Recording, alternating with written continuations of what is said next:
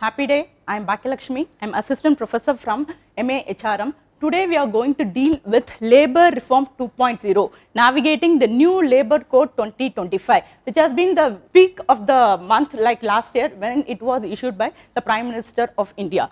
Okay, now we are going to see what is the topics to be covered in this sessions are. With introduction to the labour reforms, here you will understand what a labour reform is all about and why Labour Code 2025, which means that what is the need for Labour Reform 2.0, which is nothing but Labour Code 2025. What is the difference between Labour Reform 1.0 and 2.0? That will be dealt in the need for the necessary for the new Labour Code 2025. Overview of the 4 codes. Here we will discuss about how many laws are consolidated and given as a framework of 4 codes, which is like 29 plus laws has been consolidated and given under 4 heads. That will be discussed in detail under the head overview of the 4 codes. Key profession, obviously we do have benefits because of this new reforms, and then the challenges. Whenever we introduce something new into the society, we always have to face the challenges. What are the changes that have been faced by the government, and finally is what are the future prospects by implementing this labour reforms. All the just a bit of brief of each and every topic will be discussed in this session. Yes, moving on to the topic Labour Reform 2.0. Navigating the new Labour Code 2025, which is the speak of the town in the recent year. What is this Labour Reform 2.0 is all about? First, you should be clear with what is Labour Reform and what is Labour Code. Labour Reform, as the name goes, it is reforming or changing the rules, regulation, policies governing the employee situation. It aims to protect the workers' rights, enhance the labour market efficiency and promote the economic growth. That is what is labour reform is all about, where you are going to change the existing policy so that both the employer, employee and the economy is going to be benefited. Usually these reforms are done in the wages, the working hours, the social security, industrial dispute resolution, all these areas. So when I say labour reforms, it is nothing but the changes in the existing scenario. Moving on to the next is your labour code. What is code? Code is always something consolidated framework to a particular subject. Here when I say labour code, it is nothing but the framework, the consolidated framework of laws governing the working hours, the wages, industrial relation, social security and the occupational safety and health working condition. All these laws are scattered. This has been consolidated and given under one framework of Labour Code 2025. These are the basic things which you have to be clear with regard to this topic, labour reforms and labour code. Okay, moving on to the next is introduction. Why this is needed? Is there a need for the new labour code 2025? What makes the government to introduce such a topic of new reforms, labour reform 2.0? Prior, like before 2025, the labour reform 1.0, it is scattered. It has involved lot of paperwork, and there is no consistent where lies what. These are the things which made the government to come out with a new reformed thing which gives a labour reform 2.0. In this, the labour reform 2.0 or the new labour code 2025, it focuses on all the type of job, either it be a self-employed, gig workers, organized, unorganized, whatever it is, but previously the law doesn't focus on it. This particular reform focus on all type of job. Number 2, it gives a clear definition of what a wage is all about. Previously, there were n number of definition for wages and this hugely affect the workers, but this give a clear, concise definition of what a wage is all about. Number 3 is clarity in dispute resolution. The industrial dispute, how it has to be solved is very clearly mentioned in the reform 2.0. And next is digital. Everything is digitalized. All your record keeping, applications, your payment, your payroll, everything is digitalized. So this new labour reform focuses on 4 things. Number 1 is modernization and digitalization. Number 2 is clear definition of what a wage is all about. Number 3 is clarity in dispute resolution. And number 4 is it focuses on all type of jobs, whether you be organized, formal, gig or self-employed. So with this introduction, we will enter into what it is all about. Labour Code 2025. Labor Code 2025, as I mentioned in the first slide, it is a consolidation of 29 plus labor laws scattered here and there, and they have came under 4 heads. The main objective of this is modernization and digitalization, that is throwaway of the paperwork. All the data and information should be on the digital form. That is the first and more. Second is worker protection. They want to enhance the workers' safety, security. The employees should feel comfortable to be in the workplace. Number 2. Number 3 is ease of doing business, because we focus on the global era. Doing the business in our country should be very easy. The focus, the main objective of this reform is 3. Number 1 is digitalization. Number 2, protection to the employees, and even the employers are benefited. That we'll discuss in the later part. Number 3 is ease of doing the business. With this, they came out of the consolidated objective that whenever the employees feel that they are protected and they are secured in the working condition, to at the same time when the employer have the flexibility in the working model, obviously this balance will promote the economic growth. Ultimately, the organization, the India is going to prosper in the global era. That is what the main objective of this labor reforms. I repeat, when the employees are protected, when they feel that they are secured in the workplace, when in terms of wages, in terms of working hours, in terms of safety, and at the same time when the employer are comfortable with the flexibility of working arrangement, it is going to, this balance is going to have impact on the economic growth. When there is an improvement, enhanced economic growth in the global arena, the industry, the Indian competitiveness will increase. This is one of the main underlying objective of the labor reform 2.0. One thing which I want to insist here is the 4-day work week.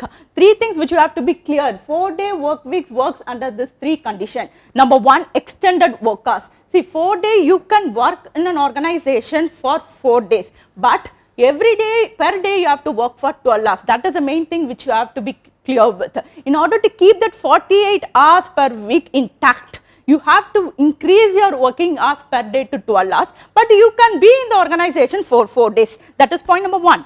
Point number 2 is higher provident fund. They are increasing your retirement saving by taking an amount for your provident fund. The thing is, you will have a reduced salary. I mean, the amount you are going to take back to your home with your salaries will be reduced, but your retirement saving will be increased. That is point number 2. And improved work-life balance. The main focus of this reform is to improve the work-life balance.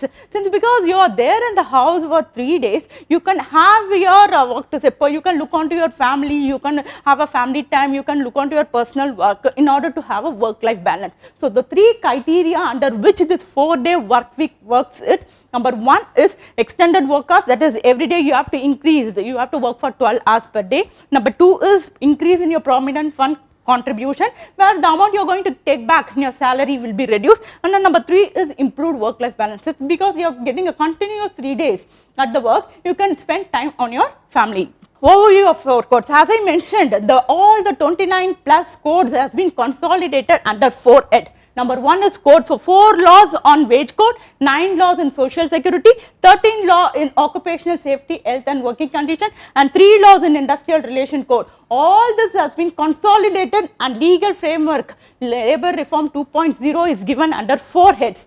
Code on wages, industrial relation code, OSH code, which is nothing but occupational safety, health and working condition, social security code. What are the laws that covered? I have mentioned in the slide, just go through it. Moving on to the next is code on wages. Just I am going to give a brief intro of how this works on. Because of this code of wages, the minimum wages standard is fixed. So number 2 is timely salary payment. Through this labor reform 2.0, everybody, the government is establishing a standard minimum wages and timely payment for the workers. These are the 2 things which the employee is going to enjoy. Social security code, it strengthens the PF, maternity benefits, insurance, gratitude which the employee is going to get will be perfect through this reform. Number 3 is industrial relation code. It gives a clear clarity of how the dispute resolution has to be done. Previously, it was scattered in the laws. So, in this reform, it is clearly mentioned, or clarity of solving the dispute resolution is clearly framework in this reform. Number 2 is there is a clear framework of how the employer-employee relationship is supposed to be. Nice. And 4th is your occupational safety, health and working condition.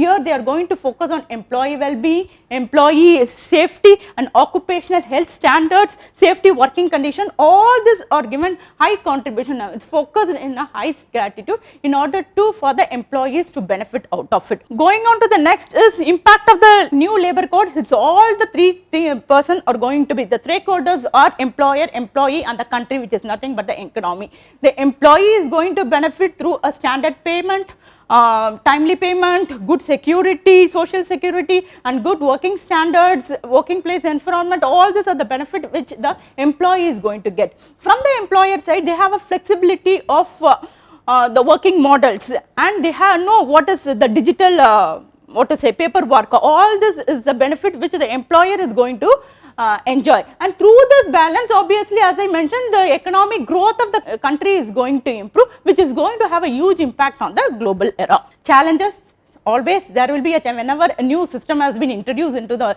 society, there will be a challenges. Number one is collaboration of the state and the central government. They have to work on it, and now they have to make everything digitalized, and again resources has to be employed on it, human resource, financial resource, administration work. There will be a delays because accepting is always a problem. Initially we resist doing everything, so there will be a delays in this. So consistent compliance, people don't understand what it is and how to implement. There will be some sort of clutches here and there, but it will be sorted out in a daytime. Moving on to the next, expected amendments. What are the future changes that is expected is legal revision. Obviously, there will be a revision in each of the laws that has been mentioned. Periodic policy reviews, every policy will be reviewed on a periodic basis. And there are chances to enhance the safety or the benefit for the employees. Final is they focus on long-term economic growth. All this reform focus on a long-term economic growth and including the sustainability in the organization. Sustainability is one of the main focus or the goal of labor reform 2.0. Digitalization, as I mentioned, digitalization plays a vital role in this labor reform. As I mentioned, it covers all the workers, everything is digitalized, no paperwork. Number two is automation in payroll, online training is possible, data analysis, everything is possible through the digitalization. And one more thing, the gig workers are going to benefit, or they are going to enjoy all the benefits, employee benefits, which the other workers are enjoying till now. How business should be get prepared? Once you know these reforms are to be implemented by the government, you should equip yourself with high-tech technology.